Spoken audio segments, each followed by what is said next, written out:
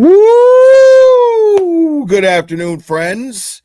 It's good to see you guys. I hope everybody's doing well. Man, listen, full disclosure, guys. As usual, I got like a wild hair up my ass. Because I was thinking about how my day was gonna go, and I was like, all right, the best time to go live. All right, 3 o'clock, the best time to go live. I said it, and then I'm scrolling through YouTube and Mazza Media is live doing a fundraiser. And so like I feel really bad because I don't want to be taking viewers away from him at all. So if you guys don't mind catching a replay, for those of you who are like, oh, I don't give a shit. Live's cool, but replay's fine too. Go over to Maz's live. Like I even held back on starting this one because I was really enjoying it. I'm not gonna lie. He was talking about how Welcher's testimony and theory, or his methodology, his experiment, his paint exercise was ridiculous and why it wouldn't work, and it made really good sense. I was like, oh shit, I didn't really think about that. And it was really, really insightful. So I highly recommend checking it out. At the very least, if you're feeling generous, donate to the defense link, the Karen Reed Defense Fund link, and put Mazza in there, man, because Mazza is like dropping knowledge over there. And like, I feel bad because, like I said, I would not have set this live if I had known he was going live. I would have just been like, fuck it, I'm not going live today. And then I said it, and then people were liking it, and then I was like, okay, fuck, all right.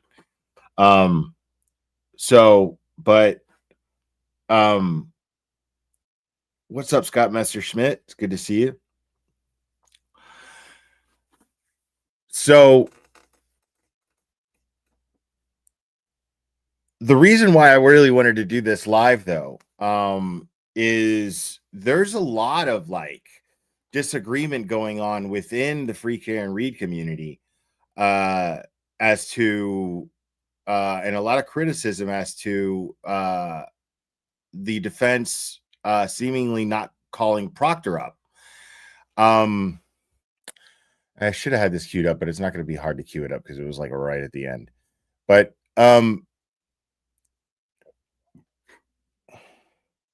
yeah, there's something really, really wrong. Well,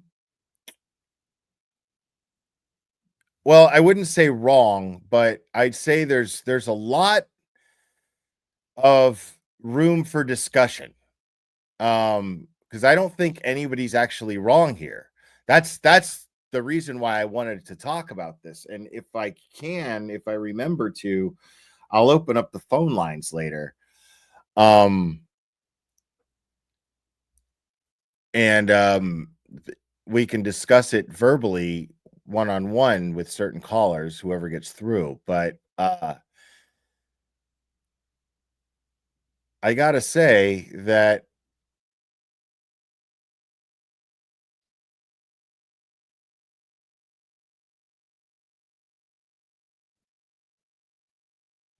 all right, we're gonna listen to Yannetti's argument about this, but specifically one part when it comes. But we're gonna just to make sure we don't take anything out of context.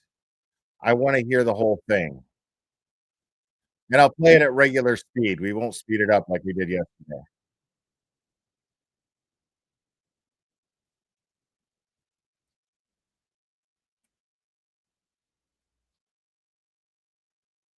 All right, so I think we're here. Okay, so um,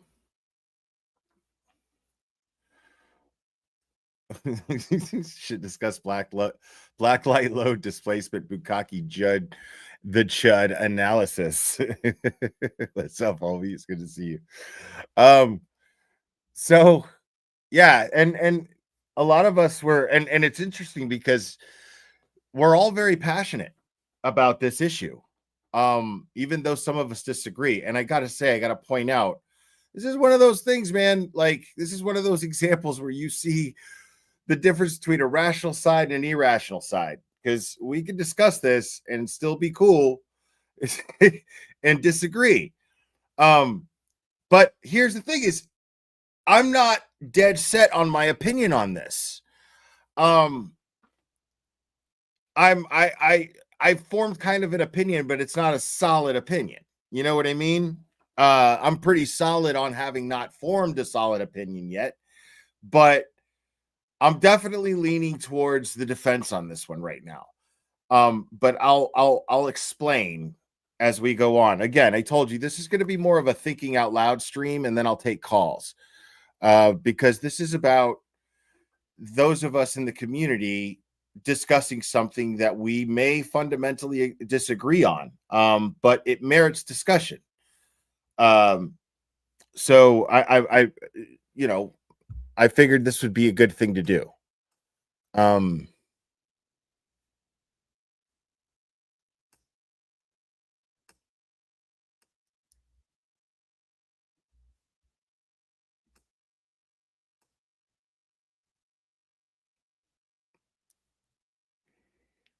All right, so let's hear what this. All right. We'll hear you, Ms. Giannetti. So, Your Honor, my understanding is there's an objection, so I've got to respond to the objection. I want to hear you as to why this is admissible. That's fine.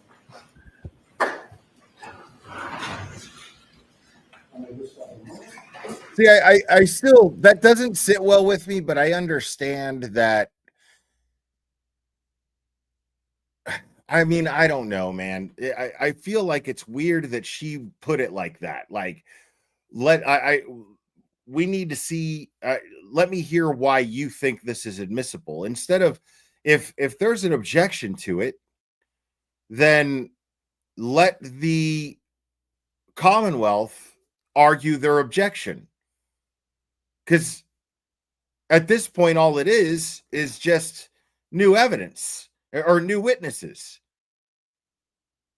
So they filed this motion for witnesses, but let the prosecution be the ones to argue why it's a problem. Otherwise, they're just witnesses.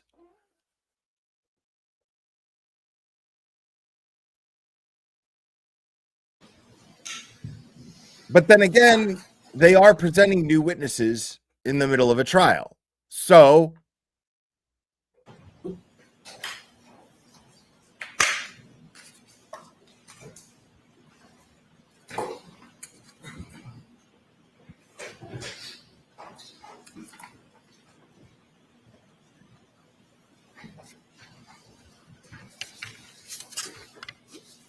So, Your Honor, with regard, I assume we're just dealing with authenticity at this point? No, we're dealing with both. You're the proponent of the testimony, so let's deal with both. Okay, all right. So, regarding authenticity, Your Honor, wow.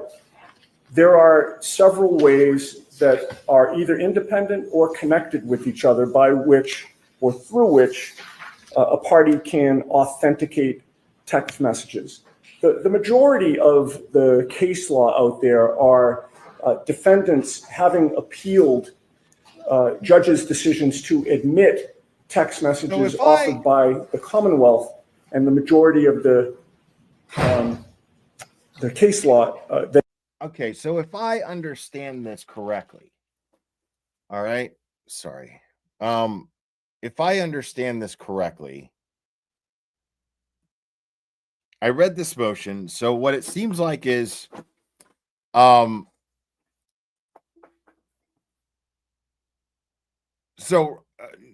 this is not, again, I got confused real quick. Let me clear that up. This is not the motion. They're not arguing the motion to include these witnesses. This is the motion filed by the Commonwealth to exclude the text messages and the text message thread as evidence without the testimony of Michael Proctor, which in and of itself is a bait to get the defense to call Michael Proctor. You see what I'm saying? So that's point number one as to the whole debate of whether or not the defense should call Michael Proctor. That's a red flag. Now, it's clearly a red flag that for some reason Brennan wants them to call Michael Proctor. Now, David Yannetti, he seems to know why in his argument, but I want to let him explain it so that I don't misquote him and I don't misunderstand it in trying to explain when I'm thinking out loud about it. So let me go ahead and let this go on. So this is what this is. So again, so I stand by my original confusion. I stand by my original question, which is why is he put in the position if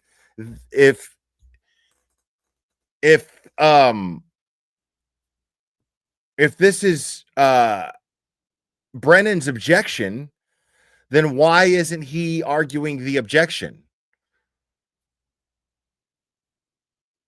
This was already a thing. They were already going to go over the text messages. It was already decided.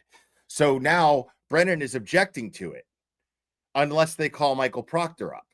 So that's actually the entire basis of this entire motion. So now why wasn't Brennan called up first to argue his point? Thank you. Brennan's inverted anus. Spanky is trying to force the defense to call Proctor as part of his strategy. That alone puts me off calling him. Spanky has no ethics or morals. Proctor is a loose cannon. Now he's not employed. Right. Now that's what we're trying to get to the bottom of here, because everybody here agrees with you, I think. We just don't know what the strategy is. So, but that's what we're here to do. We're here to explore that today. Us lay people who graduated from the Glare Institute of Law and stuff. That's what we're doing here today. That exists affirm judges' allowance of text messages into evidence. The Commonwealth filed a memorandum in opposition to these text messages being admitted, and not one of the cases cited by the Commonwealth apply here or are they never do. They never do, and they never are, David. Holly Johnson, thank you so much. I believe Karen Reed's dream team are some of the most intelligent and talented individuals I have had the opportunity to watch. They have proven their ability throughout all of the bullshit motion denials. Agreed. Yeah. This is what they're doing. Again, you also have to keep in mind, it's like keeping in mind when something's happening that cameras are rolling. You know what I'm saying? In a court of law, whether cameras are rolling or not, everything's going on record. There is a court reporter right there who's getting pissed off and going, oh my God, because there's so much information, but she's doing a good job. She's hanging in there. She's hanging in there, but that's the entire point behind all of this, is to get it all on record. And I'm gonna elaborate a little bit more on that later, but let's hear David out.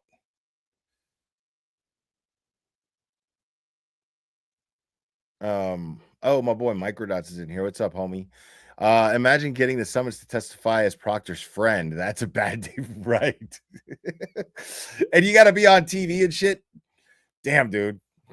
What a bummer. The case of Commonwealth versus Purdy. In that case, the Commonwealth introduced text messages from computers seized at a massage parlor. The defendant objected that there was no evidence that he had authored any of the, these actually were emails, not text messages, any of the emails that were admitted into. I love how David is, dude. Because he's got this cool way of basically saying in legal jargon, Your Honor, none of this shit has any fucking thing to do with anything. I don't even know why the fuck this guy even hasn't been disbarred. But he can't say that shit. He can't say that stuff. To evidence, nobody saw him do it. Nobody saw him type it, and nobody discussed any of the emails with him. But the SJC cited a long-standing rule, including Rule of Evidence 901B1, evidence may be authenticated by direct or circumstantial evidence. And the circumstantial evidence is essentially what we covered here in court today: the appearance of the electronic communications, the content, the substance, internal patterns, or other distinctive characteristics. Commonwealth versus Welch. It was a murder case where a boyfriend killed his girlfriend, was charged with killing his girlfriend, was convicted. The Commonwealth sought to introduce text messages between them, and various text messages from the victim's cell phone were admitted into evidence because, for one reason, they referenced the defendant's distinctive nickname.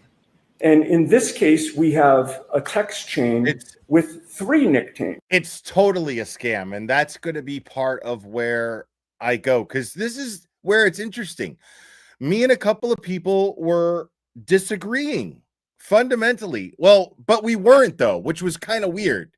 Like, the points they were making were perfectly valid and true points.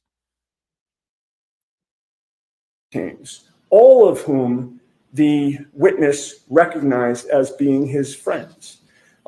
We have more to authenticate this text chain than in any case I have seen, and also more than in any case the Commonwealth has cited. In this case, we have an identification of every phone number pursuant to the last 2 digits.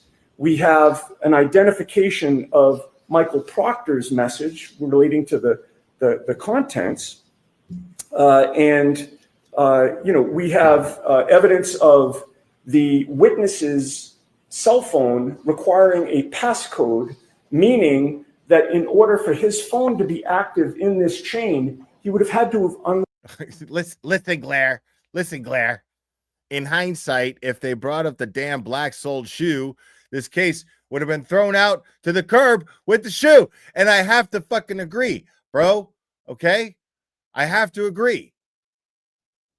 Into the glare of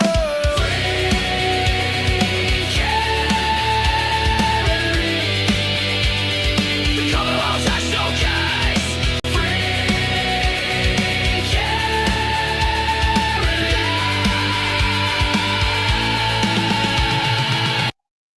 Okay. I have to agree. Yes. Big shout out to Oasis Cat for making that one. What's up, Nurse Kim? unlock the phone with the passcode, and he testified that what was in the content of the message that he identified as being his is consistent with something that he would have said. And not only that, but he adds a 4th nickname, that being Chip, that being Michael Proctor. The Commonwealth, with regard to Commonwealth versus Welch, which is again cited in their memorandum, this opposition, Your Honor, they state what appear to be rock solid black and white legal principles, but when you scratch below the surface and you actually read the case stands for nothing in terms of what they've represented it to be. They stated that in Welch, the court must find that each and every communication was authored by the individual member of the group. That's just plain false. The case doesn't say that at all. It's nowhere in that case. And in fact, see, my man can't just be like, Hank Brennan is a fucking liar, Bev. He can't just say that shit. I mean, but he can damn sure say that is false. That is just not fucking accurate. the messages were let in, again, because of the circumstances and the content of the messages. Como versus Raposa, another case that they cite. The defense sought to call a neighbor to testify that he had seen the victim alive after the defendant had confessed to having shot him, another murder case. The problem was that the neighbor denied making the statement, so the defense wanted to call the neighbor for the sole purpose of impeaching him with his prior statement that he supposedly made to the police and use that statement as substantive evidence. So in that case, the defendant wanted to use an out-of-court statement for its truth. It was rank hearsay. That case had nothing to do with text messages or statements used to show state of mind or electronic communications. But somehow it makes its way into the Commonwealth's memorandum. It's, you know what it's like, bro? It's like Brennan has been going to the same fucking parties that the McAlberts be going to. It's like he's been going to fucking McAlbert parties, dude. Yes! I like it. I'm just saying. Versus Rajiv R., which is the second to last case that they cite. That dealt with a search warrant done at a juvenile's home. The police officer in that case was allowed to testify to what he was seeking, which was the goal of the search warrant, a firearm allegedly in the juvenile's possession. And he was also allowed to testify to what the juvenile's mother did during the execution of the search warrant. Which can we take a break just for a second? We got to take a quick detour because I can't in good conscience do this. Like, I can't in good conscience do this with Nurse Kim in the chat without like showing how Nurse Kim fucking wrecked the pee-pee on court TV, dog. I got to show that right now. I got to do it. We got to give Nurse Kim some props here, people.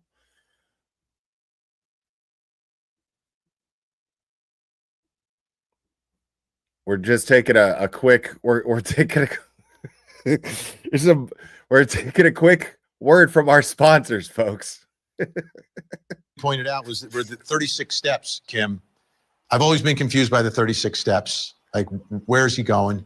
Where's he going? Because according to the theory that we've seen the prosecution put out there, is it seems he gets struck while he's in the street.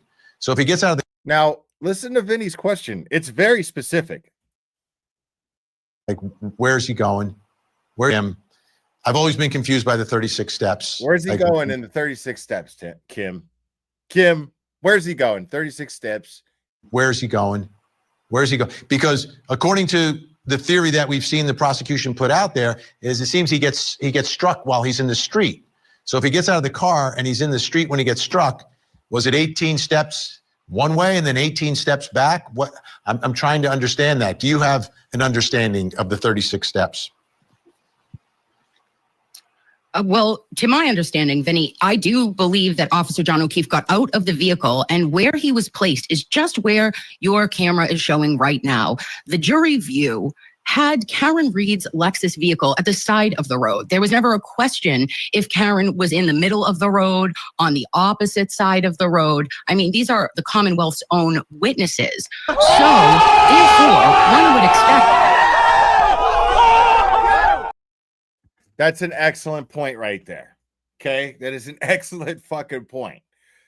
So if John O'Keefe got out of the car and he was hit in the road, let's let Nurse Kim finish. If he were to get out of that passenger side, he would have been where? Directly on that grass, not in directly on the fucking grass, dude, not in the fucking street. The street or anywhere associated, and in that 36 steps would have made his way to the front door or the side breezeway door.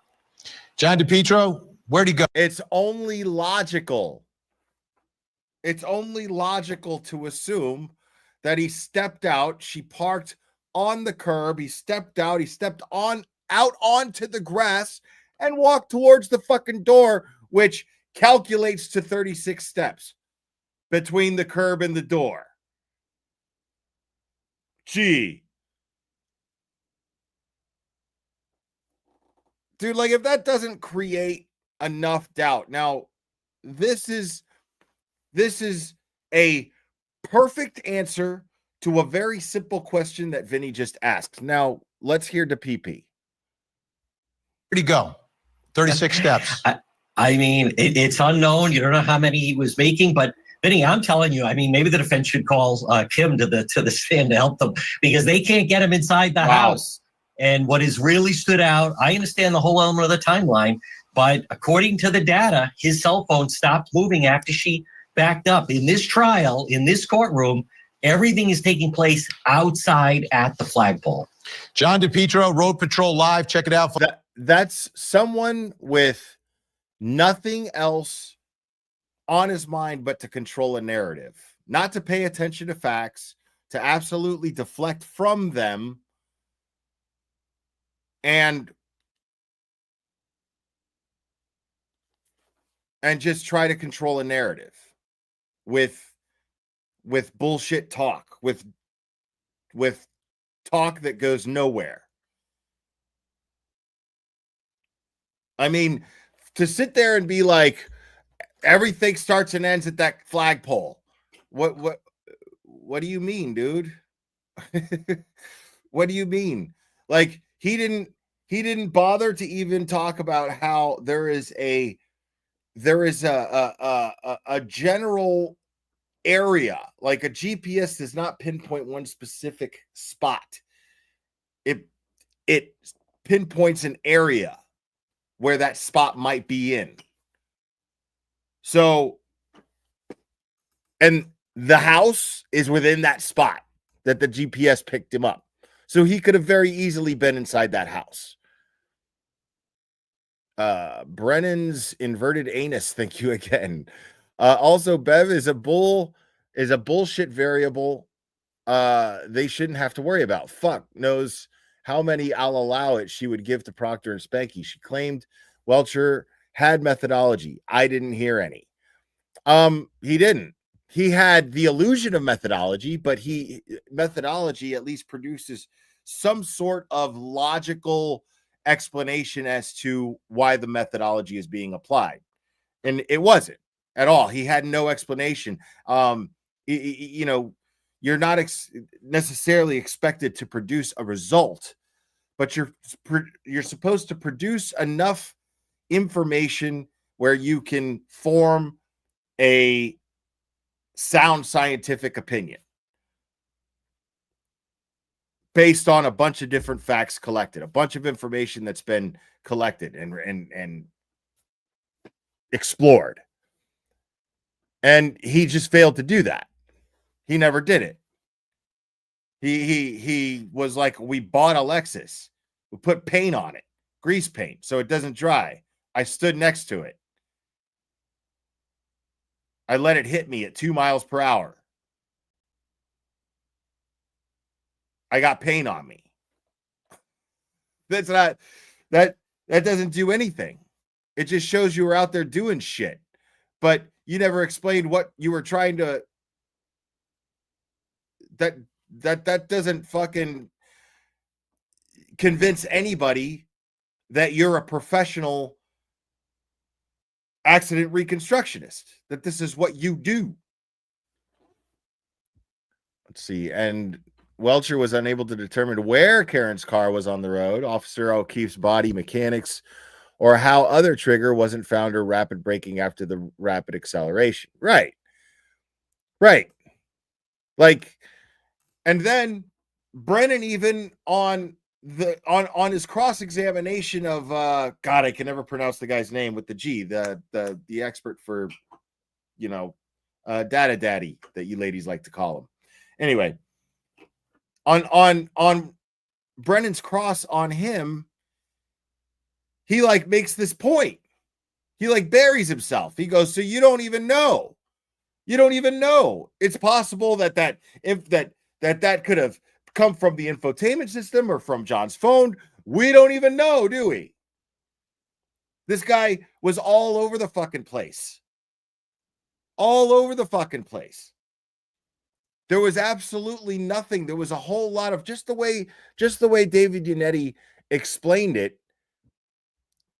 Like there's the appearance that there's substance to it, but when you actually go to find the substance, it falls short drastically. Cat Randall, thank you so much. We're on a mission from God. Elwood Blues. Yes, the great Elwood Blues.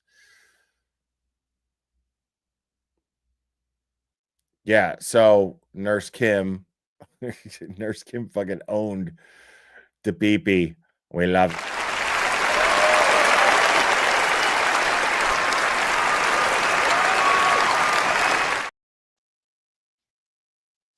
Juvenile's bedroom. The Commonwealth cited that case to say you can't use hearsay when trying to prove a Bowden defense or present a Bowden defense. That case had nothing to do with Bowden. The evidence was admitted to explain what the police were doing in the home. So it's a situation where, there are times when, the police stop somebody on the street or the police get a search warrant and then they show up at a home. And rather than just have them magically appear at the home with the warrant, the police are allowed to give some circumstances as to how they got there. Nothing to do with Bowden. It's just giving the jury a fuller picture. Yet it was represented to you by the Commonwealth that, geez, this is a Bowden issue and you can't use hearsay to present a Bowden defense. Oh, I didn't see that. Commonwealth versus Sullivan, exact same situation. Testimony was admitted about DNA on evidence matching the defendant's DNA from a national database. The Commonwealth cites 3 principles. It's almost like they're setting a standard down that the court is supposed to follow with 3 factors. But again, none of the 3 principles that the Commonwealth cites is found in Sullivan at all. They're not even mentioned in the case. They're simply made up and put in a memo to ask this court to do something that the case does not support. And again, it has nothing to do with Bowden. So now we come to the arguments about the fact that the Commonwealth is claiming that these statements are hearsay. Right. They're not. These statements contain insults of my client. I'll be kind and just mention the word. So I read them. Yes. Okay. Well, Your Honor, if you're going to allow this into evidence, I'll stop talking. Otherwise, I have to make my argument. Right. I mean, do you want me to make an argument or not? Like, he's making his argument. He's not quoting the text messages. He's not reading the text messages verbatim, but it's essential to his argument that he states the reason why the contents of the text messages are evident. It's vital. So the fact that she stopped him is telling. It's very telling. It's her having a conniption fit over the fact that it's past 4 o'clock. And that's just me being nice. That's me giving her the benefit of the doubt. If that's the reason. That's me giving her the benefit of the doubt. I understand what you Contain insults of my client. Insults of my client. And that is very important. Very important because this is not in any way indicative of how a lead investigator is to conduct themselves in an investigation. It is a conflict of interest. It is bias. He has feelings. Not necessarily romantic feelings. That's not what I mean by that. What I mean is he says he hates her lawyer. Says he wishes that she would off herself. These are as personal as text messages get.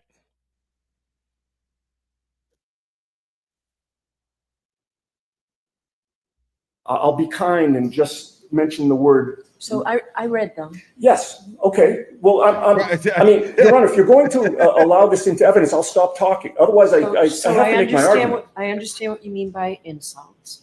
Okay. Yeah, okay, but you interrupted me. He said, I'll just be nice and say, and he was going to just leave it at that.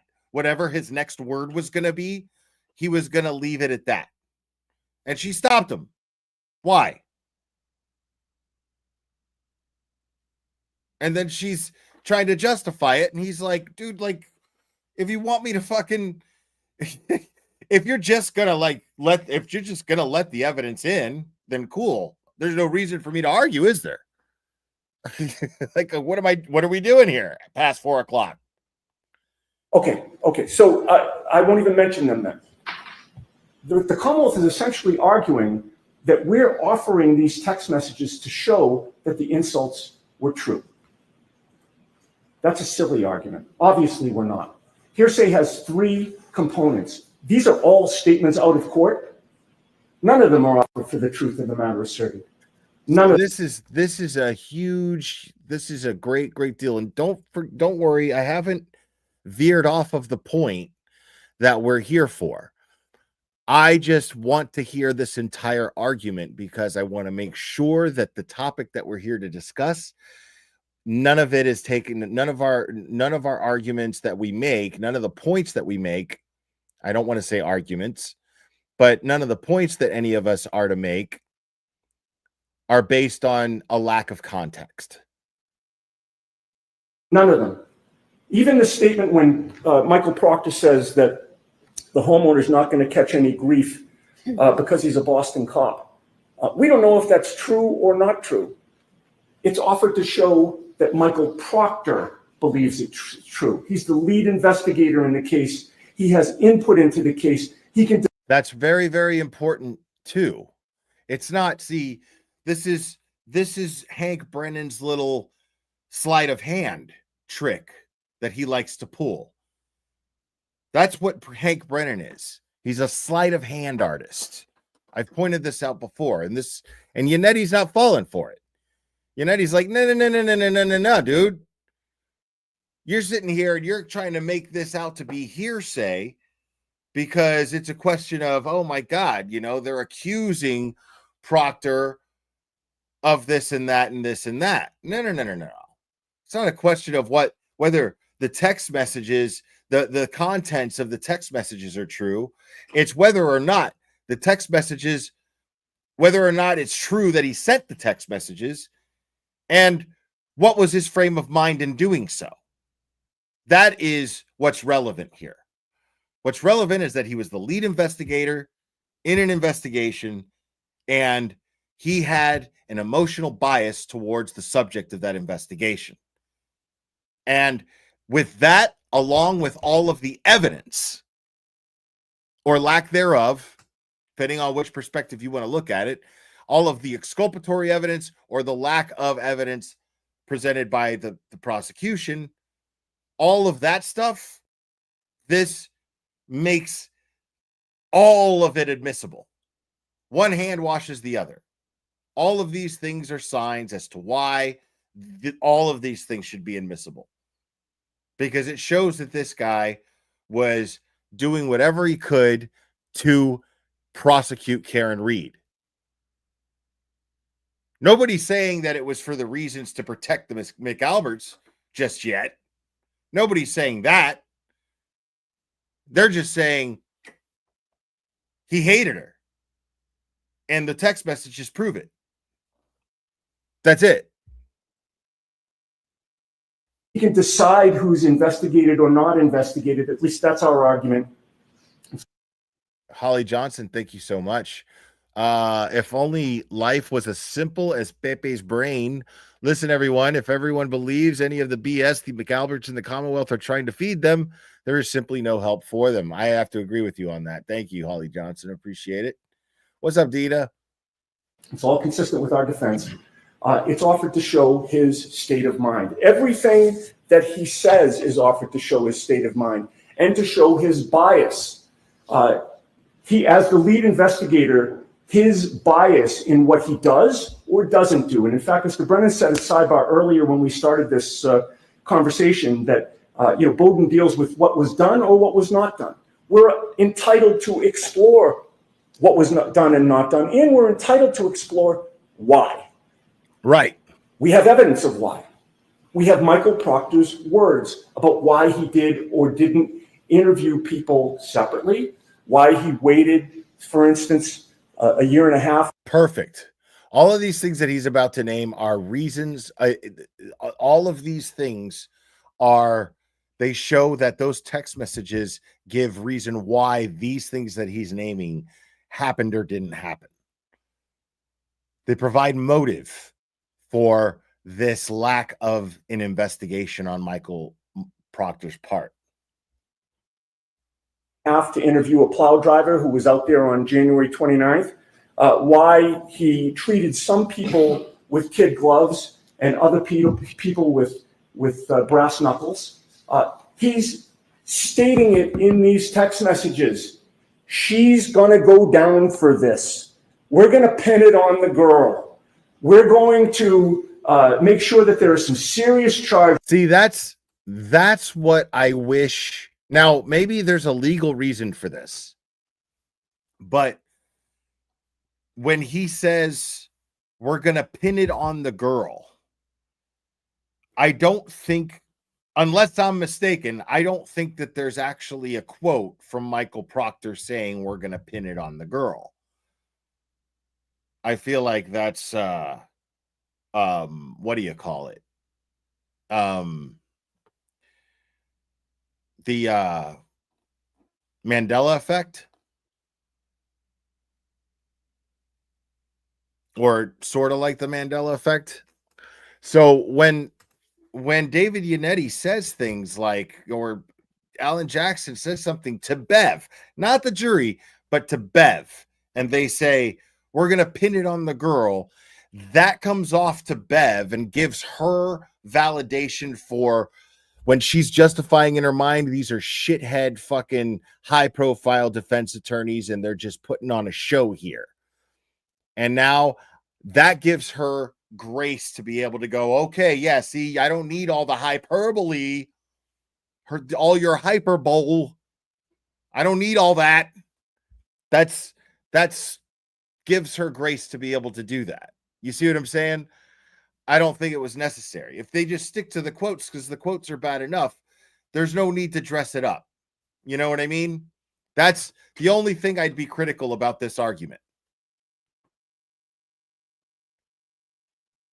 Charges. She's effed. Those are what he says about, those are the statements he makes about Karen Reed in the infancy of this investigation. And to the contrary, is anything going to happen to Brian Albert? Nope. He's a Boston cop too. These are all statements about Michael Proctor's state of mind.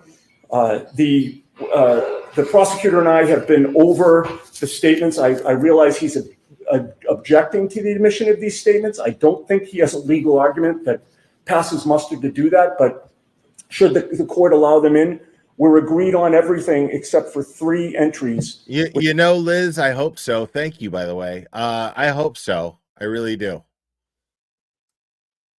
Which I think we could deal with pretty quickly. And unless the court has questions, I'd rest on that. No, but I'd appreciate a copy of whatever you've agreed upon.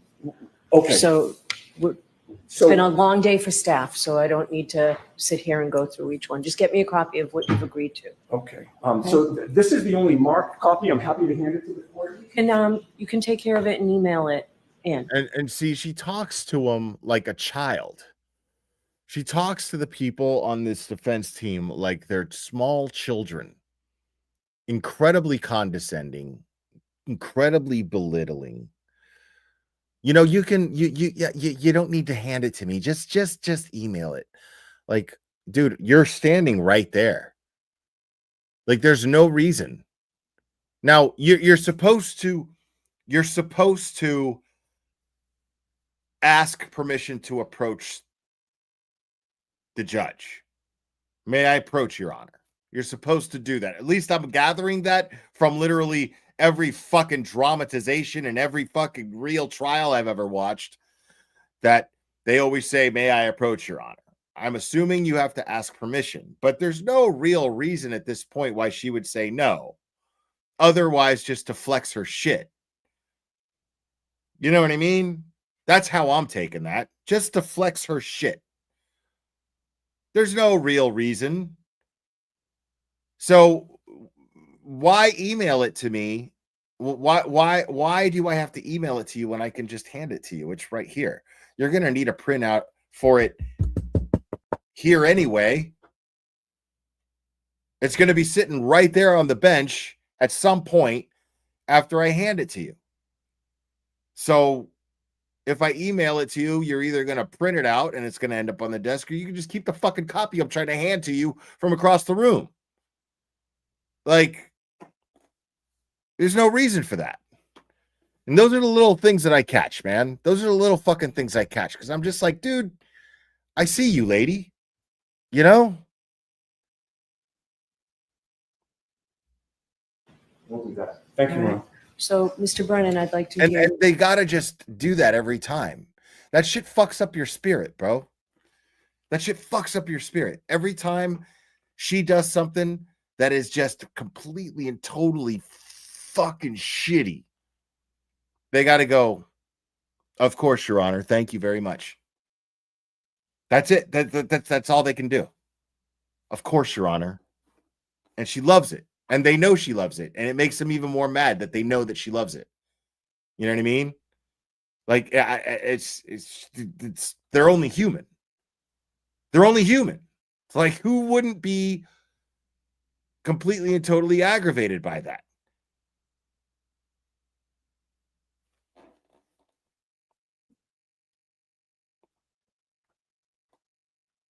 Thank you, Cat Randall, for gifting a membership. Appreciate it. Cat Randall.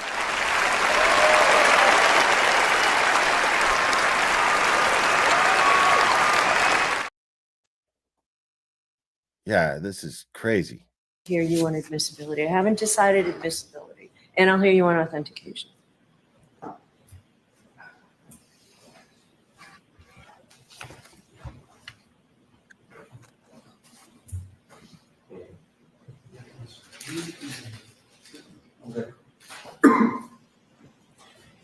On the first issue of authenticity, This guy fucking this sucks. witness has no memory of any of the text messages. I think it's fair to conclude he's on the text message string. He recognizes the people on it, but there is no authenticity. G gifted 5 He memberships. doesn't Thank recognize you. them. The person that could best authenticate these text messages is Michael Proctor. This witness does authenticity if he doesn't recognize them. The person that could best authenticate these text messages is Michael Proctor. There it is. This witness does nothing as far as identifying. See, this guy thinks that he can use his argument to the judge to dare the defense to call Michael Proctor. Watch. The individual text messages and whether they're reliable, whether there's been any additions, deletions, whether in some substance this is part of the conversation. Notably, I think, according to the questioning by Attorney Yannetti, he's made one comment at the end of the string that really has nothing whatsoever to do with the text messages that are at issue. So authenticity, I don't believe this witness reaches that conclusion for them. Regarding admissibility, I do not dispute that in the right context, these text messages are admissible. If there is an investigator in a case that makes derogatory remarks about an accused, I can't say that doesn't go to bias, nor do I reject the idea that it shows an unfairness or a motivation. But really, you need to put that in context, and I think Attorney Yannetti highlighted that. He says that this is not hearsay. Now listen to this bullshit. He's only bringing up, this is a tactic that he always uses. He'll sit here and he'll be like, I'm not arguing with what David Yannetti is saying. He's saying the things that David Yannetti is saying are true. I'm not arguing. He's not saying that they're true. He's saying, I'm not saying they're not true. I'm not arguing with my brother-in-the-law, Mr. Yannetti here. But, and then here comes the bullshit. Text, and I think Attorney Yannetti highlighted that. He says that this is not hearsay. But he says that this is not hearsay. Nikki, thank you so much. This defense can't put on the same case as the first time and expect different results. Everyone chill. Trust the defense and their strategy. That's a valid opinion. And I do agree with that. I'm saying, and we're going to get to it. It's how he thought, or whether it affected a particular part of the investigation. It may have, it may not have. Even if he denies that it affected his investigation, it's still an appropriate question to ask, just because that type of negative commentary, inappropriate commentary. You see what he's doing right now? He's not arguing why they shouldn't be asking these questions of the other members of the text thread. His argument is solely based on why the defense should be asking Michael Proctor these questions. You see that? It's slick, but it's not too slick for the defense to catch. But it's a mind game. It's sleight of hand. It's fucking... Dude, this is Spanky's entire approach to the prosecution. See that? Hold on. See that? You see that here? Oh my gosh. Oh my gosh. Look what I found behind your ear. That is Spanky's entire prosecution strategy. That's it.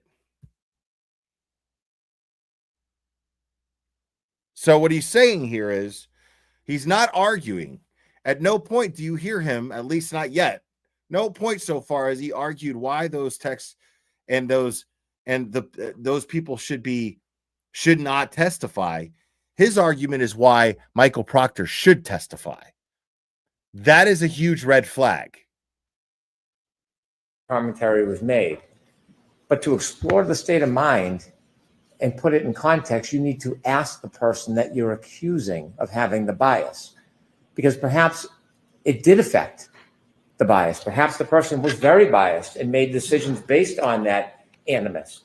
Or perhaps the person made negative comments but had nothing whatsoever to do with the investigation. It is surmised to say because these comments were made, a witness was not investigated, or there was some other amorphous, undefined ill that happened. That's the whole reason why the witness who made the comments should be confronted with the comments they made, so the jury can fairly assess. Right there. Arguing that Michael Proctor should be called up, not arguing that these people, his friends in the text thread, should not be called up, arguing why Michael Proctor should be called up by the defense. And he's arguing that he's making this whole argument for it. That means that he's really trying to make that happen. So one must ask themselves, if he's trying so hard to make this happen, why didn't he call Michael Proctor up? Why didn't he call the lead investigator in this case?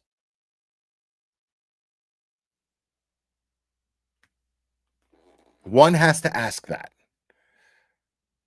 And I guarantee you that while we're sitting here scratching our heads, the defense already knows. Sumo, thank you so much. Will, have you watched The West Wing? It shows how everybody has to leave the Oval Office by saying thank you, Mr. President, even when they have just been demeaned and want to punch him in the face. I've started The West Wing, and you know what? I think I might start it again. But I really like, it was one of those shows that I would catch an episode here and there and be like, man, this is a cool show. But I've never binged it, and I should. Thank you for that, Sumo. I appreciate it. But I see your point. Yeah, very much, very bevish. So yeah, if if one of us or so many of us can catch this from Hank Brennan, the defense is catching it. That's their job. That's their job. And it's also their job to invoke that in their strategy. Is this relevant? Is it material? And what is the value of it? I am not opposed to the admission of bias against a witness, especially a police officer, but it should be against that witness because they need to have the opportunity to admit, deny, define, accept, and explain.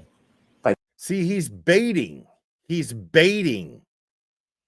or he's attempting to bait them to call Michael Proctor. Putting these messages in with sidestepping, calling Mr. Proctor.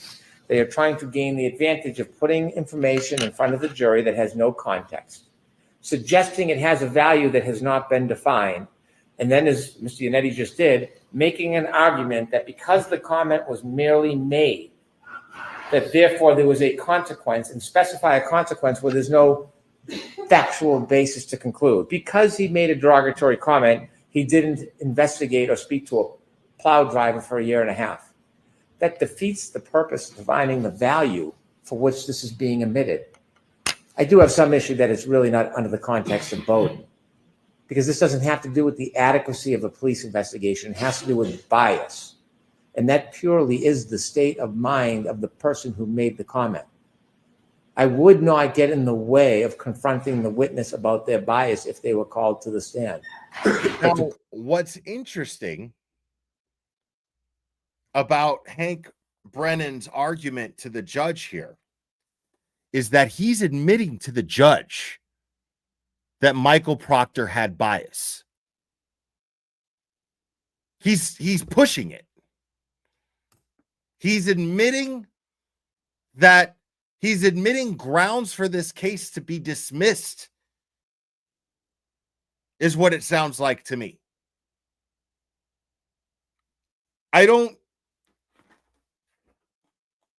Hold on.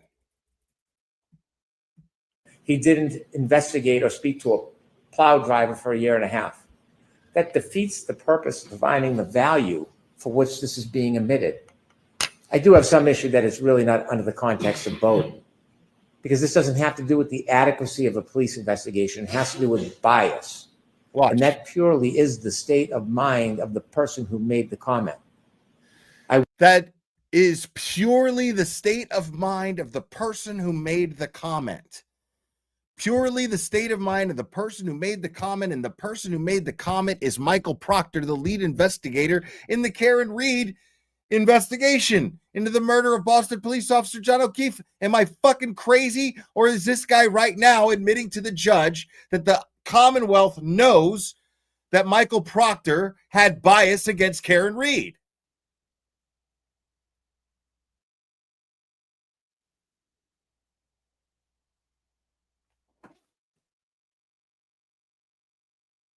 I would not get in the way of confronting the witness about their bias if they were called to the stand. But to put it in this way invites speculation, it invites manipulation, and it invites a party on either side to portray this in a way that is not factually viable. It will be distracting, confusing for the jury, and it could be unfair for either side because it will lead to our... Listen, motherfuckers, if the defense files a motion to dismiss based on that, I'm going to law school. I'll probably not. No, it's not happening. It will lead to arguments about what it means without a factual basis. And so my position is, I don't necessarily disagree that it's relevant, but it should come through Michael Proctor. And if the defense wants the value, they should call Michael Proctor. Okay. Mr. Yannetti, do you want to respond? I know we're the hours late, Norm. I won't belabor the points. Yeah, I would state the following very as succinctly as now this is the money moment right here. This is why we're here. Okay, listen up. I can, which is, yes, it goes to bias, but it also goes to the adequacy of the evaluation. The two concepts are intertwined. If you're biased or exhibit bias, the defense should be able to argue that the investigation was not adequate. I would note, Mr. Absolutely. Like, it's not rocket science, dude. It's not rocket science. It's simple. If the lead investigator has bias, it affects the quality of the investigation. Simple. That's it. Both are intertwined, Your Honor. Why do I have to explain the law to somebody who's always telling the jury that she's going to teach them the law? What are you talking about? What are we doing here? If the lead investigator shows bias towards the subject that they're investigating, well, then the investigation is fucking flawed, isn't it? Auntie Bev sidebar. Spanky wants to say, don't be shy. Go ahead and call Proctor. Right.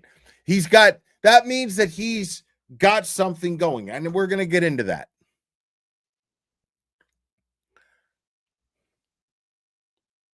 But let's hear the cerebral ninja wrap this up here. Mr. Brennan is not sitting at defense counsel table in this case. We appreciate the offer to help us with strategy about which witness. Right. Exactly. Because yesterday I was scratching my head going, why is he suggesting so much? Why is he trying to tell the defense who they is, and why is he arguing this to the judge, who they should call up to the stand? But he's obviously trying to use some sort of trick to corner them into calling Michael Proctor to the stand, which I don't even know how he thinks that's going to work. It's bizarre. So that's why David Yannetti is standing up there going, well, as much as we appreciate Hank Brennan's suggestions on our strategy on how we should run our defense, that's not what we're here to do, and that's not what we need from him. And it's not a valid argument. Yo, Mazza, what's up, homie? Hold on, where he is. Let's see. $2,937.41 raised for Karen in today's Mazza fundraiser. People, that's almost $3,000 in what, 2 hours?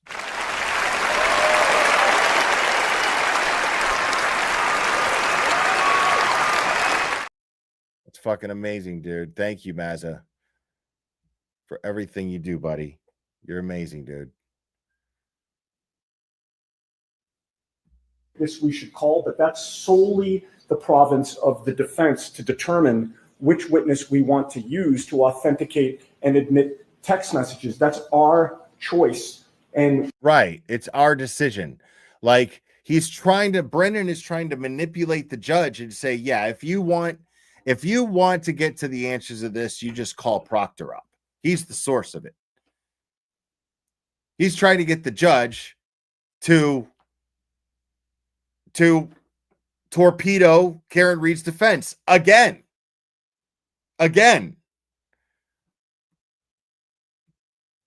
And we should not be deprived of that choice because Mr. Brennan thinks there's a better witness that should have introduced the text messages. There is no rule. There's no best witness rule in this case. I believe my co-counsel has already made that argument in another circumstance. His arguments, Mr. Brennan's arguments, go to the weight, not the admissibility. He is fully entitled to cross-examine this witness about all of the points that he raises. And in conclusion, Your Honor, he complains that we have not called Michael Proctor. I think that's the whole impetus for this objection, so that we will call a witness that they do not have confidence in to call themselves. It's unheard of in a murder. It's unheard of in a murder case. Scott McGinnis, member for 18 months. Wow. Thanks, buddy. Proctor will have to be called if Bev stonewalls. That's not necessarily true, I don't think, but I'm sure they probably will. But let's see. a murder case that they do not have confidence in to call themselves. It's unheard of in a murder case that you don't. Right. They don't even have he's trying to push for them. See, this is where a judge who isn't corrupt would find something really, really fucking shady about what the prosecutor is doing here. Because they're trying to use the judge to get the defense to call what should have been one of their star witnesses. The prosecution's star witnesses against Karen should have been, had he conducted the investigation soundly, and if Karen Reed was actually guilty. That's what should have been the case. But he's trying to use the judge to get to somehow get the defense cornered into calling what should have been one of their star witnesses up, which is the lead investigator in this murder investigation.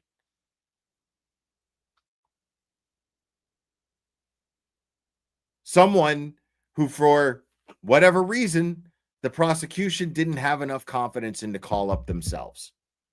Why not? And why is he pushing so hard for the defense to call him?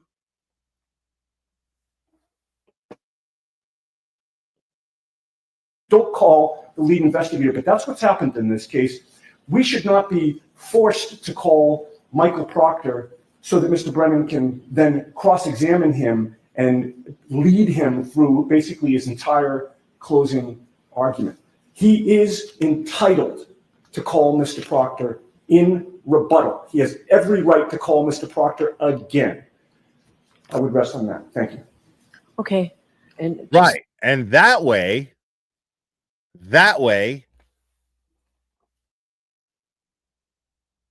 the defense could cross-examine Michael Proctor.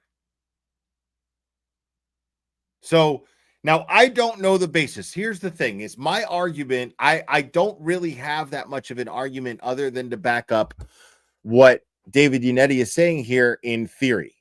Okay? In theory.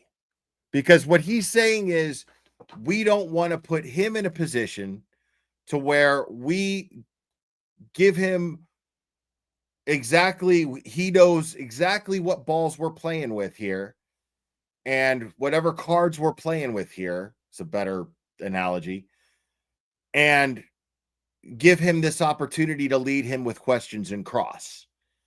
Now, I can't explain that technically as a lawyer. Okay? Right? The Law Institute, the Glare Institute of Law and stuff only gives you so much. You get what you pay for. Okay? So I don't really know exactly what that means.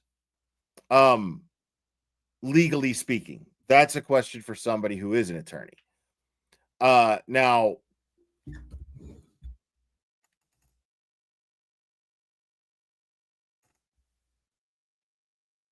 what you've got to understand, though, is if I had to guess, let me just take a stab at it. If I had to guess, if they bring him up in direct, right?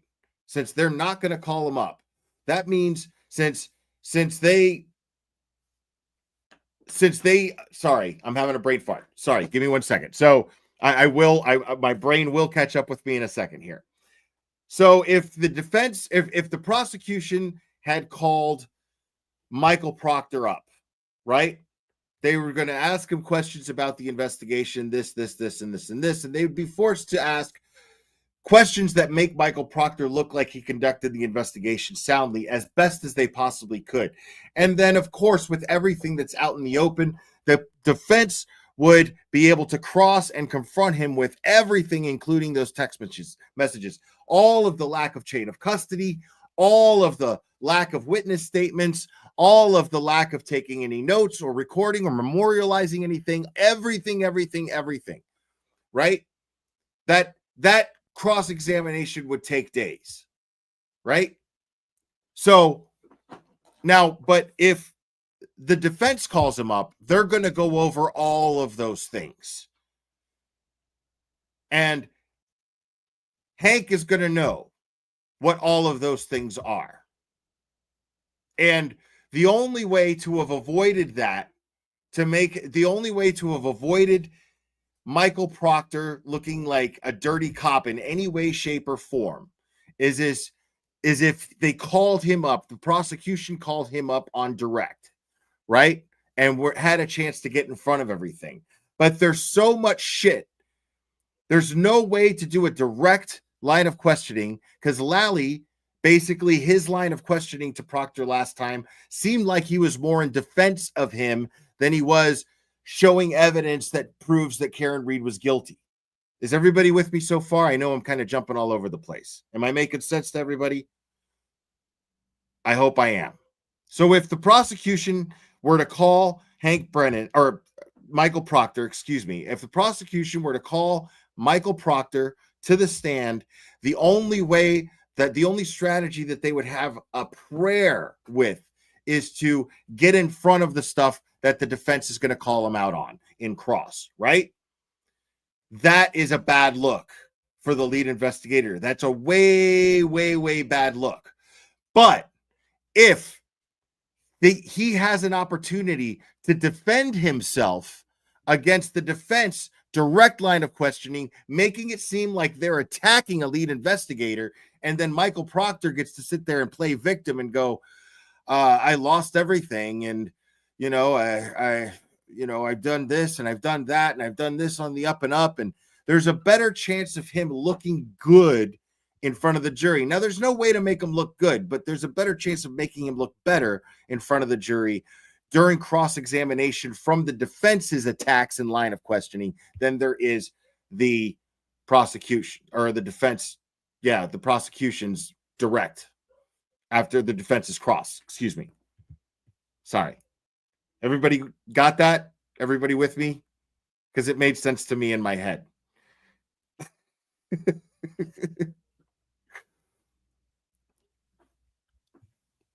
So that's what I'm thinking. I'm thinking that this is the reason why. This is the reason why David Yannetti said, all right, in rebuttal, he's free to call him in rebuttal. If he wants this guy on the stand so bad, why doesn't he call him up? And the cherry on top of that sundae, folks, is during closing arguments, the defense can go, the prosecution wouldn't even call up the lead investigator in this case. Why is that? Why is that? The prosecution wouldn't even call the lead investigator in this case. We heard from his subordinates, some of them.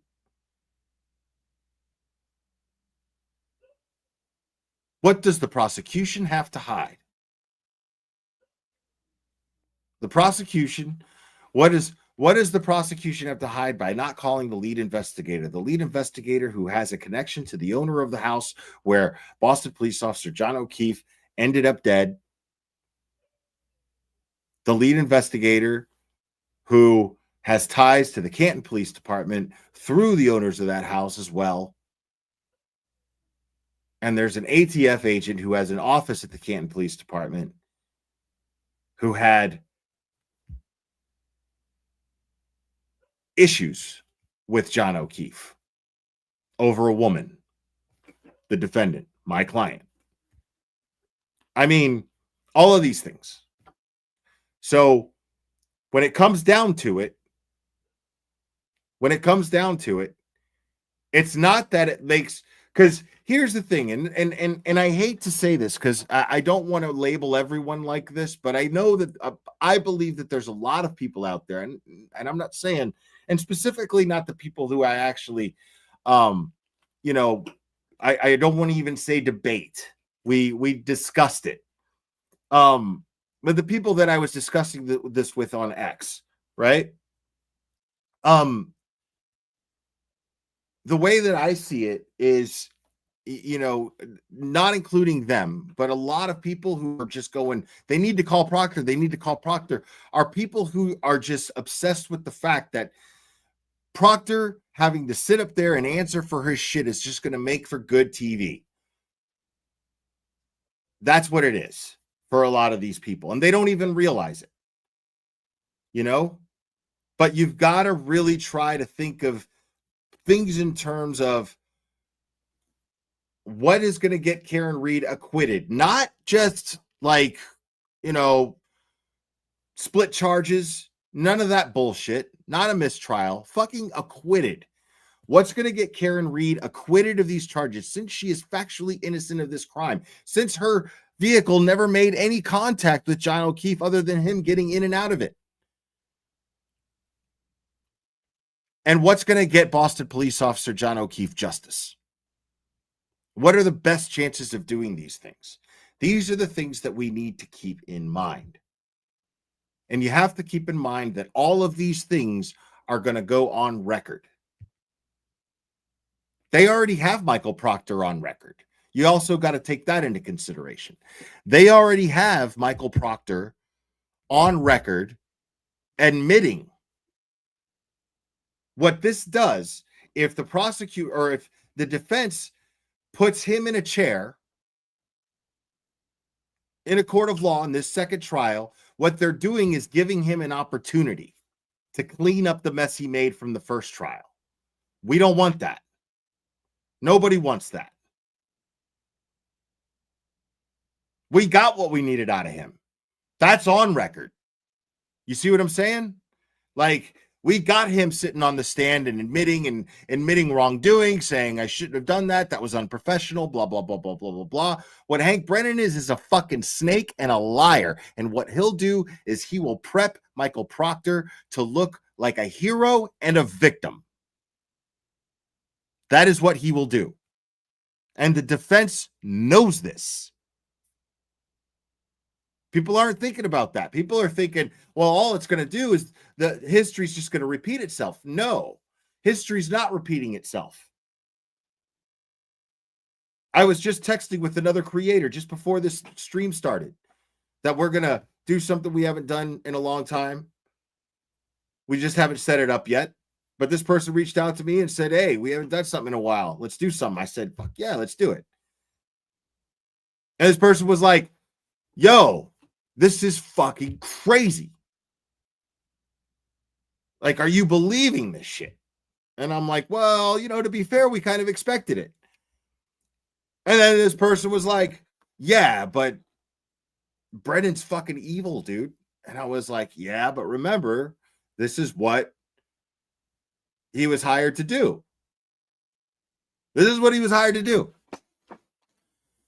But I get it, because seeing it is the most fucking infuriating shit in the world. Seeing him do it, seeing him do what he was paid to do, and seeing Bev let him get away with it, seeing Bev perpetuate it is the most it just fucking lights my head on fire, dude. I just fucking can't even fucking take it, dude. I just want to fucking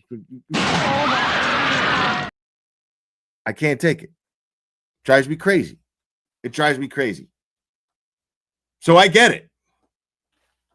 But I'm saying, make no mistake, don't forget, people, we expected this. We did. There was no way to really prepare for it, but we knew that this was what Hank, we talked about this when it happened. When we found out that Michael Morrissey hired Hank Brennan, Whitey Bulger's defense attorney, as the special prosecutor in this case, this is what we knew he was hired to do. He was hired to stand up there and fucking lie, because this time around, there's even less of a case than the first time around. Did you guys not hear me say this at least 20 fucking times before this second trial started? I know I did. That this is exactly, he is a goon. He is a mob goon. He was hired to defend the McAlberts, not to prosecute Karen Read.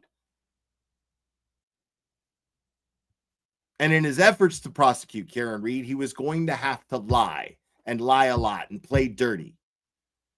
I mean, we knew this was going to happen during pre-trial. Look at his entire strategy. He showed his whole strategy during pre-trial. All he did was file motions trying to cut the legs out from under Karen Reed's defense. That's all he did. He presented no evidence. There was no evidence that proved anything against Karen Reed. Everything was the only thing he did was try to push for subpoenas to get, or court orders to get these footages and behind the scenes recordings of Gretchen Voss's interviews with Karen Reed. All for what? What did it turn out to be for? A fucking show. That's what it turned out to be for. Nothing but a fucking show. Ad placement between witnesses, like Super Bowl commercials.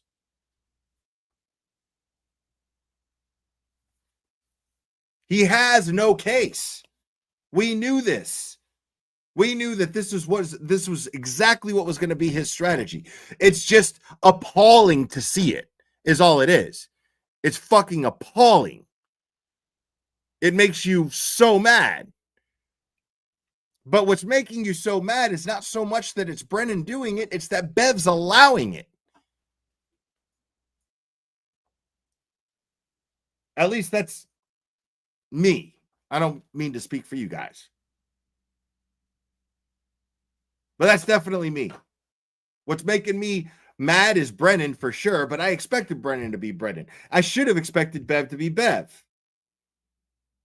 But seeing them work together the way that they do is just fucked up.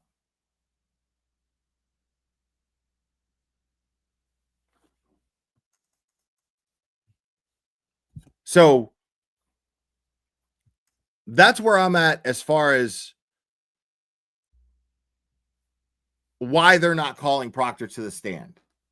I'm if they decide not to, I stand by it. I stand by it.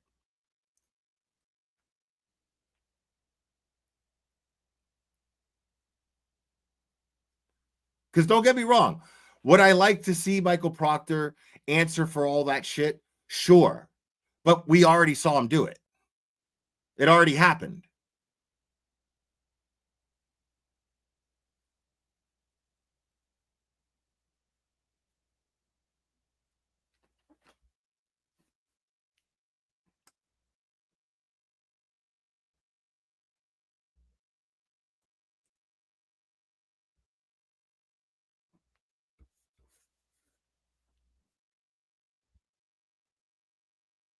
Thank you, Christine Mitchell. I agree with you, Will, but I just can't believe that. Sure. No, you're right. You're right. Like I'm like, again, I'm thinking out loud here because like I'm sitting here talking about I expected this from Brennan, and I'm like, fuck, well, I should have expected it from Bev too. I keep giving Bev the benefit of the doubt because of my belief in the justice system. That's one of my biggest flaws in following this case. That is criticism that I will hold against myself. I keep having faith in Bev because I have faith in the American justice system, and she wears that black robe. That's how bad it is for me. That's why what Bev does is so unethical, so bad, so gross. Because I still have faith in her doing the right thing because she wears that black robe. And then what that does is it inevitably keeps me constantly disappointed. And it's a renewal of disappointment. It's not like the same disappointment that just goes on. It's like a renewal of disappointment. Because sometimes she'll make a good call, And I'm like, all right, Beth, yes. And then she'll pull the shit that she pulled before. Like, why voir dire these guys? Nobody that the defense or that the prosecution wanted to call up needed to get voir dired. The fuck? All right, so folks, the phones are open if anybody wants to call in.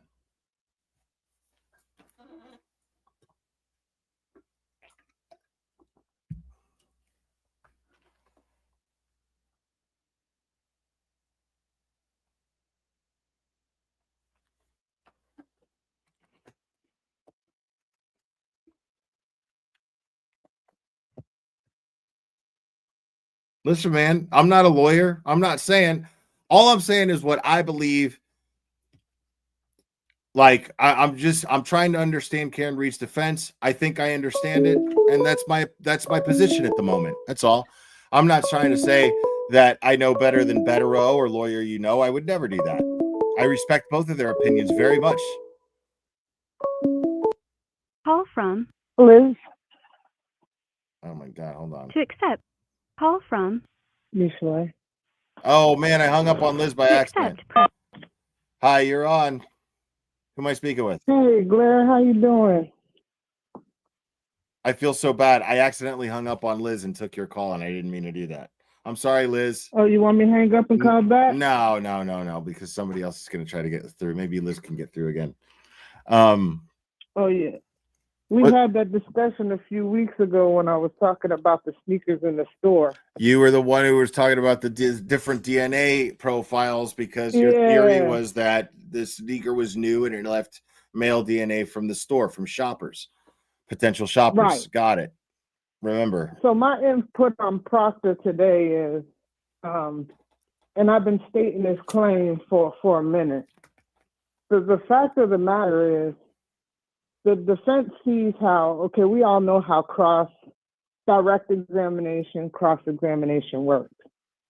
If you're on direct, whatever questions are asked, on cross-examination, you can only get into what was asked on direct. Yeah, but I don't. Beverly, somebody on X made the point, and I don't know how true this is, that's not the case in the state of Massachusetts.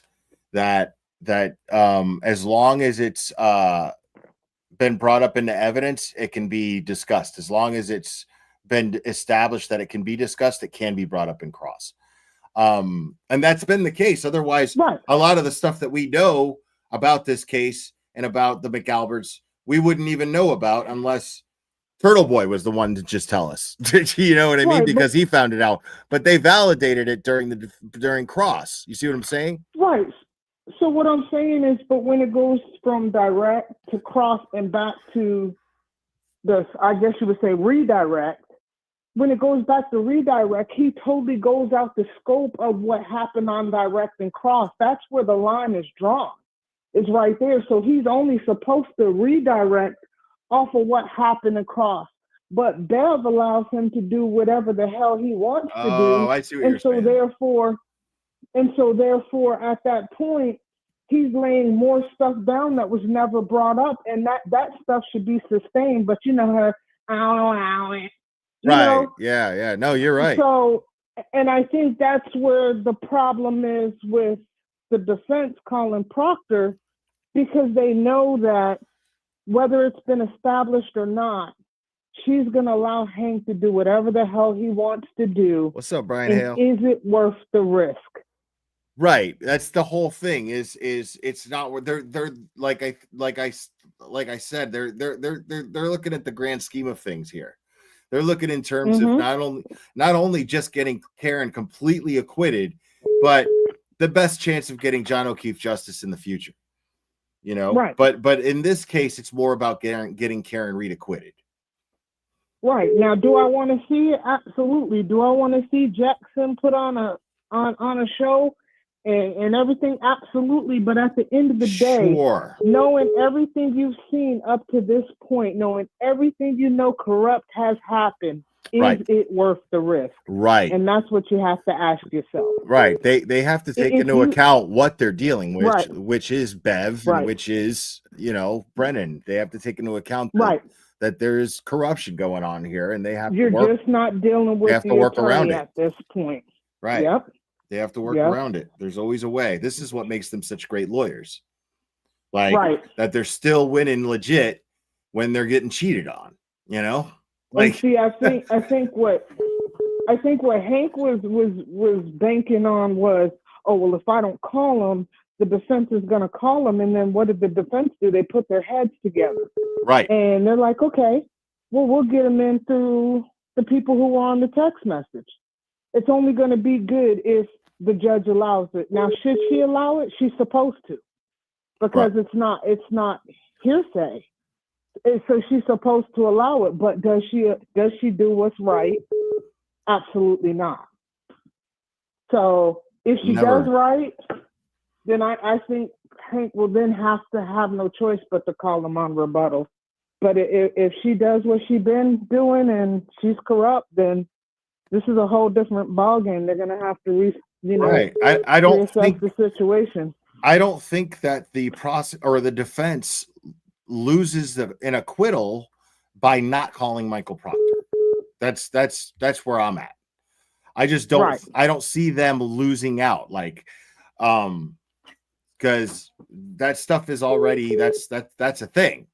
Right. Already the fact that the prosecution hasn't called him up and the way that the investigation was conducted should already be enough, Right.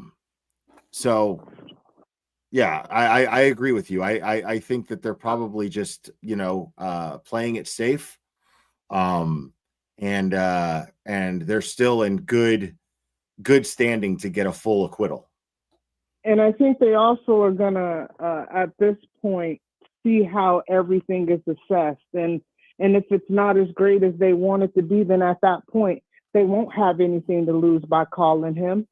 So Right. if it's going good with, ARCA and everything else, and it looks like they're building a strong case, and it looks like the jury's with them, because, that's things that they read.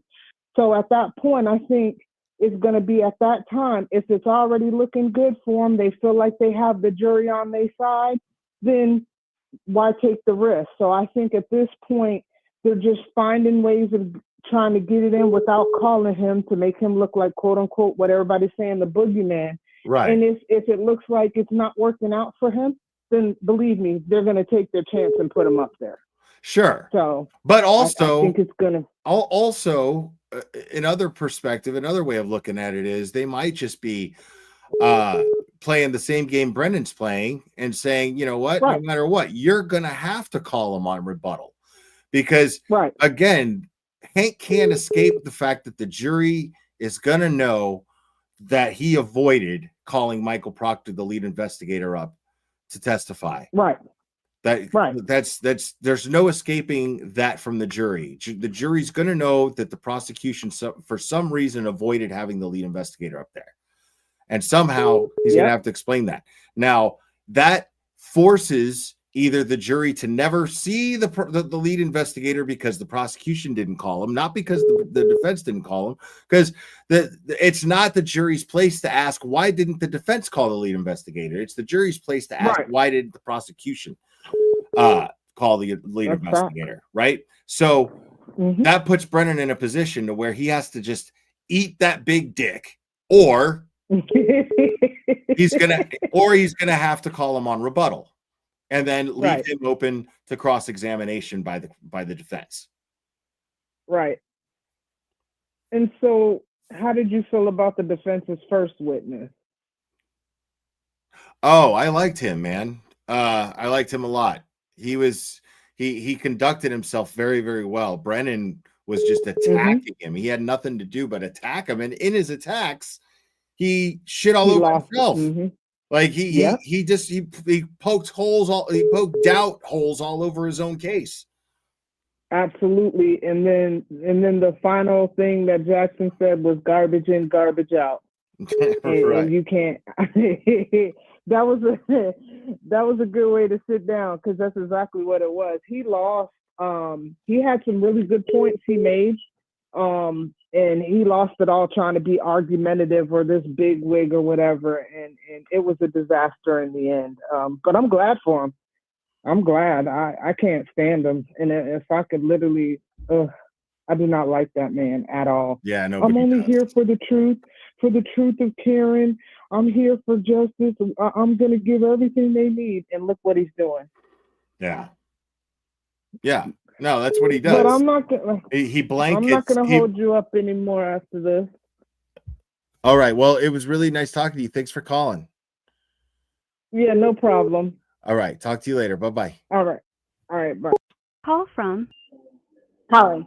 You're on. Who am I speaking with? Hi, this is Holly. How are you? What's up, Holly? I'm doing good. How are you?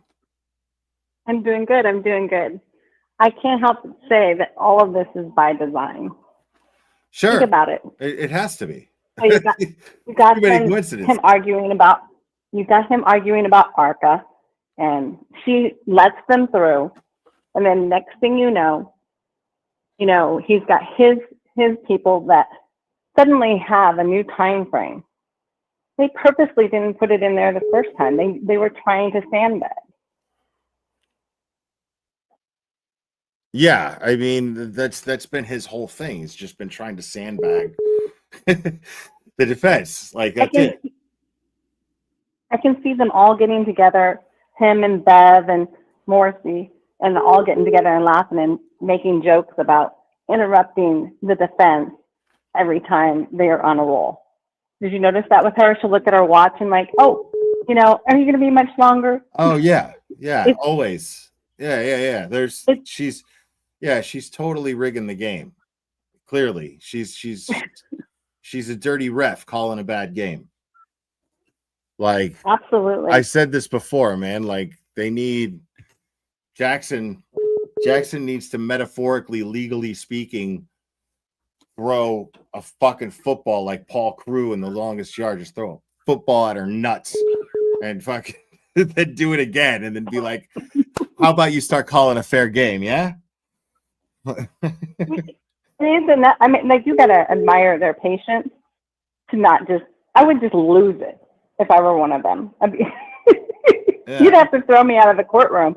I don't know how they remain calm through it all. I don't know either, man. The way that Bob, like, because Bob is one of the coolest, calmest, kindest, nicest people I've ever met in my entire life.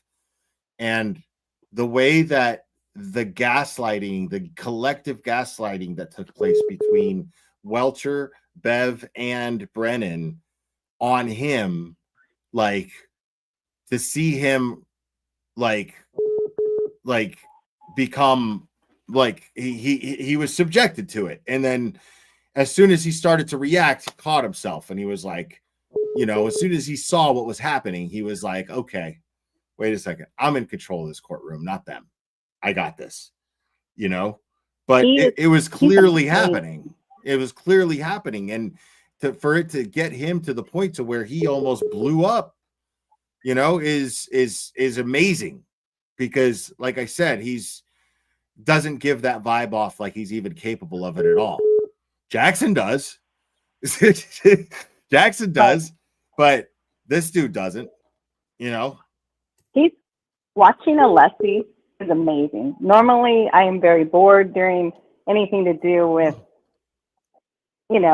forensics or anything, but he makes it exciting. And it's just watching him in action and the twists and the turns and how incredibly intelligent that man is. I mean, like, he's amazing. He learns the rules of the game, and he masters the game, right? But then you go and change the rules on him, it's gonna make him incredibly uneasy. You know what I mean? That's what the vibe I got from Bob Alessi in this trial. Like, all of a sudden in the middle of this trial, they want to change their theory. The prosecution does. Wait a second, what? Right. You're gonna move the goalposts? Wait a second. Like, I just spent all this time becoming an expert in this shit, and now I got to become an expert in it all over again because you want to move the goalposts. The fuck? Well, you want to know here's the thing about Jen and all of her lies. She may be able to somewhat fool this jury, but she cannot fool that whole town, because everyone in that town now knows she's a known liar because she keeps changing her testimony. If you think about it, right? Oh, for sure. So imagine being one of them and having to even live in that town. I mean, do they not realize that everyone around them just knows that they did it? How could you not? I mean, how could you not? I mean, they know that they're lying, at least, like you said. They know that. I mean, I can understand. Absolutely. I can understand not wanting to believe that somebody that you live around is capable of killing somebody and covering it up. But what I can't understand is ignoring how every one of them who testified in a court of law weren't fucking lying. You know what I mean? They were clearly lying. Well, not only just covering it up, but framing somebody else for what they did. I mean, and think of all the people's lives that have been changed because of this, you know, and who were they planning on framing to begin with? Lucky? Right. I mean, I don't, yeah. That's my guess. I don't know. Well, thank you so much for talking to me. You have a wonderful day. You too, Holly. Thanks for calling. All right. Bye-bye. Bye. All right, I'll take one more call.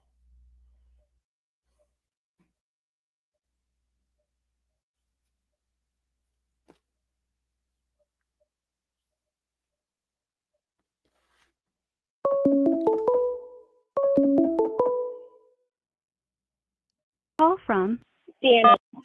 You're on. Who am I speaking with? Oh, hi, this is Danny. Hi, Danny. Hi, I'm calling from Nebraska. I love watching your show. Oh, right on. But I just want to say, like, at first I was kind of like with everyone else, like, oh my gosh, like, how could they not call Proctor? But like, the more, like, you've been talking about it and everyone's been talking about it kind of makes sense, because Brennan was like so gleeful, like, oh, they'll just have to call Proctor. It's like he wants them to, and so I think like they're seeing past that, because he didn't call Brian Higgins or Brian Albert, and so he wants to make them call them so that he gets to like rehabilitate them in a way, you know? Sure, right. It gives, what it does is it gives Proctor a second chance. You know what I mean? And I don't think the defense wants to give him that opportunity. And I think that that's exactly, I mean, it's naive to think that that's not exactly what Brennan wants to do. You know, if Brennan is crossing Michael Proctor, then what that's going to do is that's going to put him in a position to the jury of someone who's just defending themselves, you know, like, oh, you know, and Mike, we know that Brennan will lie. We know Brennan will cheat. Yes. We know that he'll manipulate that entire situation to work in his favor. So, you know, there's no real way for the defense to know what he's going to do on that cross-examination, and they won't have enough time on redirect, because Bev will be going, how long is this going to take? So if they're trying to, they'll be in a position on redirect to have to undo everything that Brennan just did on cross. So they don't want to take the risk. I don't blame them. Yeah, and you know, like every time Brennan says something like, "Oh, I don't want to like get rid of ARCA," all that stuff, he basically means the opposite. So, right. Yeah. So frustrating. He wants to make excuses for him. He wants to give him an opportunity to have excuses, because he was sitting there talking about how, you know, I'm telling you, you know, Your Honor, obviously the person who wrote these texts, there was a bias. You know, like, wait, what? Like, dude. Yes. You know, that's that's very telling that he's telling that to the judge in his argument. That's crazy. Right. And the last thing I just wanted to bring up was, you know how Yannetti was stating in his argument, like all their case law like really didn't apply to actually what they were saying it applied to. And it's like Bev has no concerns about that. Like, oh, they can just basically write in a, you know, report or whatever, like any case law, even though it's not applying, and she doesn't care. And you know, if the defense did that, she'd have her grave concerns about Right. that. So yeah. Totally. 100%. Totally. So anyways, super frustrating, but thanks for all you do, and I'll just keep watching your show. All right. Thank you, Danny from Nebraska. Yep. Yeah. Bye. Bye-bye. All right, y'all. Yeah, man. So that's it, man. I mean, I feel like y'all are at least getting where I'm at on it. You know what I'm saying? I'm not saying everybody should think that way. I'm just saying that's what I'm taking from. I mean, who the fuck knows what the defense's strategy is, but that's what makes the most sense to me. So, you know, but I get it, man. You know, people want to see Proctor answer for his shit. They want to see him answer to the public, you know, but this is what this is about ultimately is Karen Read being acquitted. And the defense team that is in charge of that are doing that. That's the job that they're here to do. But I get it. I want to see Michael. I get it. I want to see Michael Proctor in the hot seat like everybody else. I really do. I don't think that he's answered for it enough. But I feel like this is the next step to get to that time and place. Because the fact is, like I said, all of that stuff, we've seen him answer for it. Not in the way I'm saying we've seen him admit to him. We've seen him in that hot seat. The best we can hope for is that the same thing happens all over again, but it wouldn't. Inevitably, what would happen, it would give him a chance to somehow defend himself. There's a different prosecutor asking him questions. There's a different prosecutor prepping him. One who has no scruples whatsoever. Making him in charge of what a dirty cop is going to sit on the stand and say. Someone willing to frame an innocent woman for murder. You don't think he's willing to lie on the stand? So I'm with I'm going to have to say I'm with the defense on this right now. I agree with him. But yeah, make sure go head over to Nurse Kim's, because I think Nurse Kim is going to have Bettero on, right? I think. I'm seeing people saying that in the chat. I thought it might have been tomorrow, but people, make sure head over there. It's a glare raid. Make sure to let them know. And guys, I am gonna go ahead and wrap this up. You guys are absolutely amazing, man. Seriously. I'm really grateful for you guys. Thank you so much. Make sure to hit the like on your way out. Make sure to subscribe if you're not already, and hit the notification bell so you know when I'm going live. Thank you guys for all of the support. It means the world to me.